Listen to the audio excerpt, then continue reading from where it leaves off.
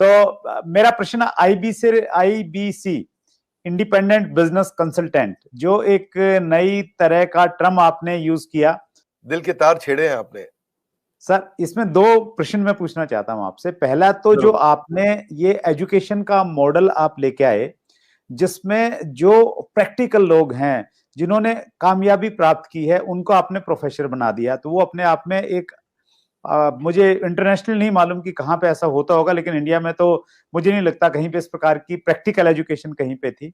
और उसके बावजूद जो आईबीसी मॉडल आप लेके आए कि आप लोगों के पास में जाइए और हर व्यक्ति को उसकी डिटेल जानकारी मिले कि कोर्स में क्या मिलेगा, तो इस बदली हुई परिस्थिति में सर आईबीसी मॉडल के लिए आप क्या स्कोप देखते हैं सर? देखो, सबसे पहले मैं बताना चाहूंगा आपको कि आईबीसी मॉडल जो है ना, उसमें मेरी सारी रेपुटेशन जुड़ी हुई है सर, उसमें मेरी साख जुड़ी हुई है, उसमें मेरी सारी क्रेडिबिलिटी जुड़ी हुई है। तो आईबीसी मॉडल कभी गलत ना चला जाए, कभी कोई गलती ना हो जाए, उसके लिए मैं सबसे ज्यादा जान लगाता हूं। क्योंकि अगर आईबीसी मॉडल में थोड़ी सी भी कमी रह जाती ना, तो लोग बहुत दुखी हो जाते। तो मैं क्या करता हूं, मैं फीडबैक से बहुत काम करते रहा हूं। We all need people who give us feedbacks. Feedback is a breakfast of a champion. So customer feedback के कारण ही उबर इंप्रूव किया है। सो कस्टमर को सेंट्रल पोजीशन पर रखना चाहिए। तो जो आईबीसी है हमारी कंपनी के सेंट्रल पोजीशन में है। आईबीसी एक मॉडल खाली सेल्स का नहीं, आईबीसी मॉडल है एक आदमी को, एक सोलोप्रेन्योर को, एक एंटरप्रेन्योर को एंटरप्रेन्योर की जर्नी पे कैसे लेके जाए। क्योंकि सेटिस्फाइड कस्टमर आपके साथ रहेगा। तो हमने क्या किया, हम इस डेटा को बहुत स्टडी करना शुरू किया। तो हमारे जो आईबीसी बनते हैं, ज्यादातर उनकी एज है 15 साल से 35 साल के बीच में। ये लोग हमारे आईबीसी बनते हैं। और जब भी आईबीसी बनते हैं तो उसके बाद फिर जो है ना, the best way to look back is to get the feedback. तो मैंने फीडबैक पे काम किया, एनपीएस पे काम किया, नेट प्रमोटर स्कोर पे, लॉयल्टी स्कोर पे। और उस पर जब काम किया, जितना मेरा नेट प्रमोटर स्कोर, मेरा लॉयल्टी स्कोर, मेरे जो आईबीसी जितने मेरे साथ लॉयल रहेंगे, जितना मैं उनको अपने साथ में रोक सकूंगा, तो मेरे को सारी एक्यूरेट मेथोडोलॉजी बिल्ड करनी थी, यूनिवर्सल मेथोडोलॉजी बिल्ड करनी थी कि मैं फीडबैक लेते रहूं, उनसे बात करते रहूं। हमने अग्रवाल पैकर मूवर से भी सुना, सबसे सुना, हम सबसे देखते आ रहे हैं कि ग्रीवांस मैनेजमेंट पे काम करना चाहिए। तो मैंने ग्रीवांस मैनेजमेंट पे काम किया अपने आईबीसी के साथ में। क्योंकि कहते हैं किसी if you can't solve, find someone who can solve it quickly. तो मैं टेक्नोलॉजी बहुत बिल्ड करी। मैं बहुत ध्यान से सुनता हूं अपने सारे आईबीसी को कि मैं उनको कैसे आगे लेकर के जाऊं। उनकी कोई कंप्लेंट है, अगर वो फेलियर हो रहा है, तो मैं अपने रिटेंशन को कैसे बढ़ाऊं, उसके एक्सपीरियंस कैसे उस एक्सपीरियंस को इंप्रूव करूं। तो हमने कैंपेन लॉन्च किया, रगड़ देंगे कैंपेन। ये रगड़ देंगे कैंपेन का मतलब है तू आईबीसी ज्वाइन कर, तेरे को रगड़ देंगे, तेरे को इतना तराश देंगे। People don't care how much you know, they know how much you care. लोगों को इस बात की परवाह नहीं कि आपको जानकारी कितनी है, पर उनको जानकारी है कि आपको उनकी परवाह कितनी है। तो हम उनकी परवाह करते हैं। हम फर्स्ट कॉल रेजोल्यूशन पे काम किया हमने। फर्स्ट कॉल रेजोल्यूशन मतलब पहला फोन आए कि मैं इस तकलीफ में हूं, तो जितना मेरा फर्स्ट कॉल रेजोल्यूशन यानी कि पहली कॉल पे ही मैं उसकी प्रॉब्लम सॉल्व कर दूं, जितना मेरा एफसीआर रेट हायर रहेगा, उतना मेरा कस्टमर सेटिस्फाइड होगा, मेरा लॉयल्टी स्कोर बढ़ेगा, और मेरे आईबीसी मेरे साथ में जोड़ता है और हम उसको बिल्ड करते हैं। तो इसको हमने नॉर्मल डायरेक्ट सेलिंग मॉडल की तरह नहीं रखा कभी भी। हमने इसको एक एंटरप्रेन्योरशिप, हम एक रियल कॉर्पोरेट की तरह इसको बिल्ड किया, सॉलिड कॉर्पोरेट की तरह। देखो सुरेंद्र जी, बिजनेस की हमें अच्छी जानकारी है, भगवान की कृपा से मैंने हजारों लाखों बिजनेसेस को ठीक किया है, कम से कम हजारों तो किया है। 15 मिनट से 10 मिनट से ज्यादा नहीं लगता मुझे एक बिजनेस में कि वो फेल क्यों हुआ है बताने में। और उसके लिए लोग मुझको पैसा देते हैं, 15-15 मिनट के बहुत पैसा देता है लोग मेरे को आज। तो अगर इतना बिजनेस की जानकारी है तो कुछ तो अपने बिजनेस में भी उसको इन्वेस्ट करते हैं हम लोग।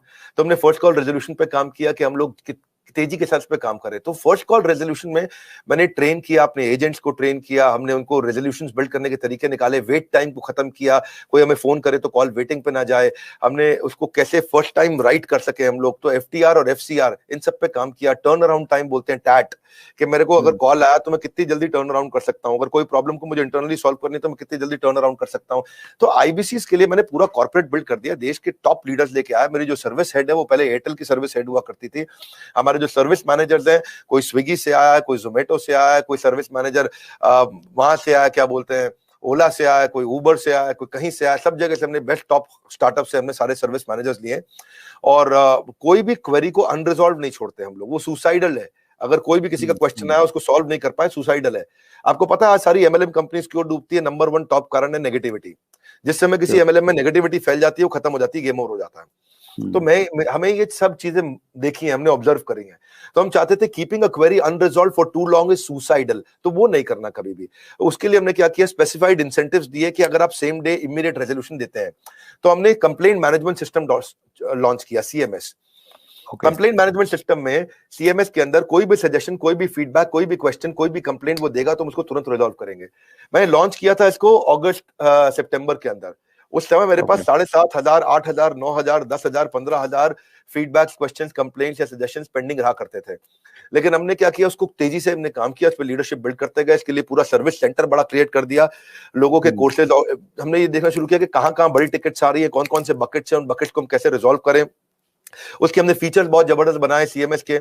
और फिर क्या हुआ, फिर हमने देखा ऐसा करते करते जब भी आए क्राइसिस तुरंत बना दो प्रोसेस। क्या रूल होता है जी सुरेंद्र जी, कि जब भी आए क्राइसिस तुरंत बना दो प्रोसेस।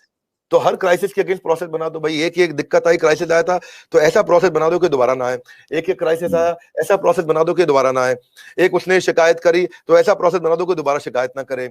मैं स्टूडियो में बैठा हूं, मेरे साथ में टीम काम कर रही है, अभी मान लो कोई यहाँ पे शिकायत आती है कि भाई इधर मच्छर बहुत है, तो वो ऐसा प्रोसेस बना दे कि अगली बार मच्छर ना मिले यहाँ पे भाई, कम से कम पहले ऑल आउट वगैरह जो भी लगाना हो आपको भाई। यहाँ पे अगर लाइट ठीक नहीं आ रही चेहरे पे तो ऐसा प्रोसेस बना दो कि चेहरे पे लाइट ठीक आए। तो जब आए क्राइसिस तुरंत बनाओ प्रोसेस। तो कई बार क्या होता है, बनाते बनाते हमने 750 प्रोसेस बना दिए। कितने? अच्छा, 750 प्रोसेस और पॉलिसीज हमने बना दिए। लेकिन फिर भी क्या होता है, कई बार कोई ऐसी नई समस्या निकल के आती है, कोई टीम बड़ी है, ऑर्गेनाइजेशन बड़ी है। आज हमारे 100 से ज्यादा ऑफिस हो गए हैं, अब आई थिंक 102, 104 ऑफिस हो चुके हैं हमारे, और 250 ऑफिस हो जाएंगे अगले 2 क्वार्टर के अंदर, क्योंकि हर जगह से फ्रेंचाइजी की रिक्वायरमेंट आ रही है। हर कोई बड़ा जिसने भी कभी डायरेक्ट सेलिंग किया है, जिसने कोई सेल्स का बिजनेस किया है, जिसने कोई और तरह का सेल्स का बिजनेस किया है या कुछ कम काम किया है, वो कहता है मुझे अपनी फ्रेंचाइजी दे दो। हमारे यहाँ क्योंकि फ्रेंचाइजी सब 1-1 करोड़ रुपए का रेवेन्यू आराम से कर जाते हैं महीने का। 50-50 लाख वाले तो बहुत सारे हैं जो महीने का रेवेन्यू करते हैं 50-50 लाख रुपए, तो वो कहते हैं अपना फ्रेंचाइजी दे दो। तो अपने फ्रेंचाइजी ऑफिस बढ़ा रहे हैं। लेकिन होता क्या है कि इन सब के करते कराते टीम जब इतनी बड़ी हो जाती है तो प्रॉब्लम भी नई नई तरीके की आती है, क्रिएटिव प्रॉब्लम आती है, अलग प्रॉब्लम आती है। एक भाई हमारा आईबीसी है, वो कहता है कि मैं पहले देहरादून में काम करता था, अब मैं देहरादून से मैं शिफ्ट हो गया हूं इलाहाबाद, अब मेरे को इलाहाबाद के ऑफिस में कनेक्ट कर दो। और उसकी जो पिछले महीने की सेल थी उसमें आखिरी दिन पे उसने कुछ बड़ी ट्रांजैक्शन करी जिसका इंसेंटिव उस ऑफिस को मिलना था, लेकिन वो यहां शिफ्ट हो गया तो उसके ऑफिस का इंसेंटिव अटक गया और वो यहां शिफ्ट हुआ तो उसके साथ में कुछ अब करते करते कहीं वो कॉम्प्लिकेटेड चीज निकल आती है। तो 751वां प्रोसेस चाहिए इसके लिए, 752वां प्रोसेस चाहिए, ये 753वां नया क्राइसिस आया है, तो उस क्राइसिस के अगेंस्ट नया प्रोसेस चाहिए। तो हमने नया टीम बना दिया, उसको बोलते हैं E cube, empathetic execution of exception. E empathy मतलब परानुभूति, सहानुभूति के साथ। एग्जीक्यूशन मतलब तेज फटाफट डिसीजन। एक्सेप्शन मतलब ऐसी चीज का जो पहले कभी आई नहीं। सो एम्पैथी, एग्जीक्यूशन, एक्सेप्शन, ये 3 चीज को हम बोलते हैं ई क्यूब। तो उसके लिए हमने टीम बनाई। इस टीम के अंदर हमने फाइनेंस, टेक्नोलॉजी और सर्विस के लोग हैं। कहीं पेमेंट का इशू है, कहीं टेक्नोलॉजी का इशू है, कहीं सर्विस का इशू है, किस चीज का इशू है, कहीं लर्निंग एंड डेवलपमेंट का इशू है, कहीं सेल्स की कैपेबिलिटी का इशू है, किस चीज का इशू है। तो हमने एक टीम बनाई और जैसे ही कोई नई प्रॉब्लम आई 4 घंटे के अंदर नई पॉलिसी तैयार करेंगे, नया प्रोसेस तैयार करेंगे और 4 घंटे के अंदर उसको सोल्यूशन देंगे।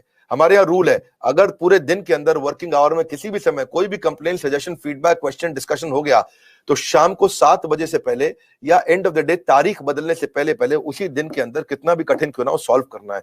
तो मेरा जो फीडबैक स्कोर हुआ करता था शुरुआत में वो बहुत लो था, वो हमने फिर उसको इंप्रूव किया। आज आपको जान के खुशी होगी, पिछले 2 क्वार्टर से मैं अपने फीडबैक स्कोर को 98% पे मैनेज कर पा रहा हूं।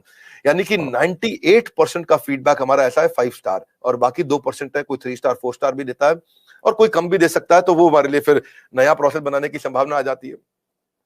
तो अच्छा लगता है, आईबीसी का मॉडल हमारा बहुत अच्छा चल रहा है।